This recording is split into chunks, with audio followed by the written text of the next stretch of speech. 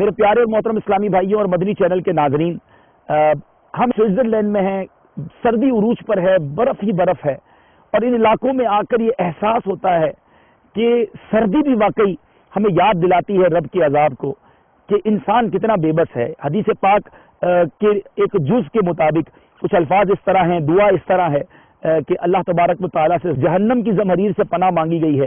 میں وہ الفاظ دہراتا ہوں، میرے ساتھ مل کر آپ پڑھ لیجئے۔ لا الہ الا اللہ، یا اللہ عز و جل آج کتنی سردی ہے، یا اللہ مجھے جہنم کی زمہریر سے محفوظ فرما۔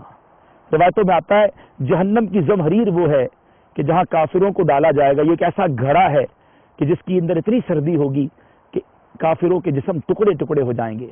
رب کریم اپنے کرم سے ہم سب کو جہنم کی آگ سے بھی محفوظ فرمائے، جہنم کی زمہریر سے بھی محفوظ فرمائے، آمین بجاہ نبی الامین صلی اللہ تعالی علیہ وسلم۔ صلو علی الحبیب صلی اللہ تعالی علی محمد۔ مجھے اپنی اور ساری دنیا کے لوگوں کی اصلاح کی کوشش کرنی ہے۔